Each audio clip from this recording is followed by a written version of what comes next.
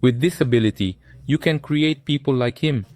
The woman, wanting assurance of his capabilities, asks him to create a mirage of a beach cocktail and a chihuahua. He has to base this on a strong emotion, like anger from growing up without a mother. She shows him a photo of the same woman he's been dreaming of for many years. Suddenly, they find themselves on the beach, but instead of a chihuahua, there's a fly. Ina passes out and demands to see her father. He is taken to a room where Vincenzo regains consciousness. Adriana suggests that Yen should delve into the man's memory to unravel the truth. The boy infiltrates his mind and witnesses a memory from years ago when he stole a child from the lab. Later, Adriana reviews Yen's test results and realizes that he's much stronger than she initially perceived. However, there is no trace of the formula in his blood. Apparently, he is the only naturally born perceiver, even though they were rendered sterile. As the boy manifests a third ability, the project manager advises eliminating the dangerous mutant. Meanwhile, the professor arrives at the center and Esther visits Yen's room. She urges him to escape so he won't end up as a lab rat. After a scuffle with the security at the elevators, they manage to get out, but Yen insists on taking Vincent along, as his past is interwoven through his memories. Adriana is informed about the disappearance of the test subjects. She raises the alarm while the professor roams freely around the center until the fugitives manage to escape in a car. On the way, Yen asks Vincent to not call him his son, understanding that he infiltrated his mind. Meanwhile, the professor unexpectedly pulls out a gun and eliminates a group of militants, revealing himself as the perceiver. Oker, on the other hand, looks away. As they are leaving, bullets fly everywhere except at their car. However, one of the bullets hits the tire. Yen loses control of the car and it veers off the road. The perceiver, who catches up with them, realizes that Yen is concealing the accident scene, but just smiles.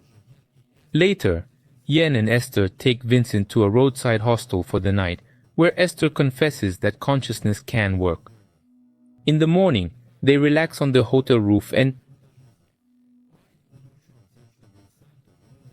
Yen is disappointed that Vincenzo isn't his father, but Esther advises him to believe in himself. Returning to the room, they find that Vincenzo has gotten drunk. Esther suggests leaving the drunken liability behind, but Yen decides to enter the mind of the sleeping man. He sees the laboratory again, reads its address on the documents, and hears the name Kaminsky. Later, Yen goes to the bank and hands the cashier a check, asking for it to be cashed. The woman gives him 5,000 euros.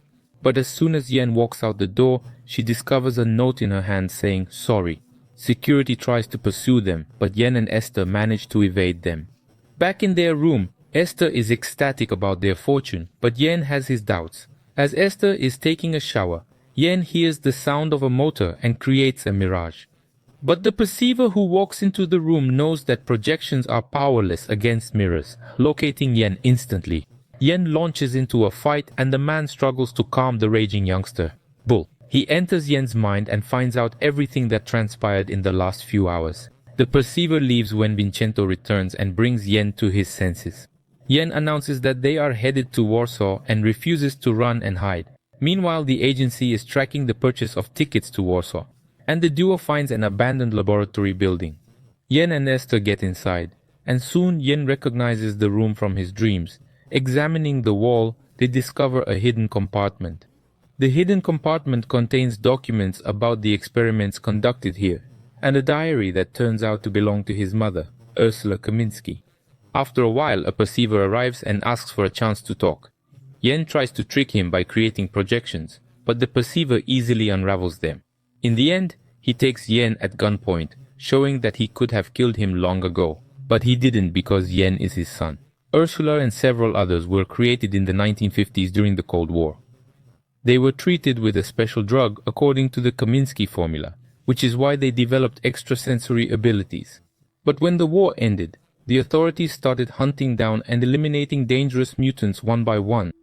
They were without hope until the mule appeared, the last of the perceivers with a third ability to completely control a person.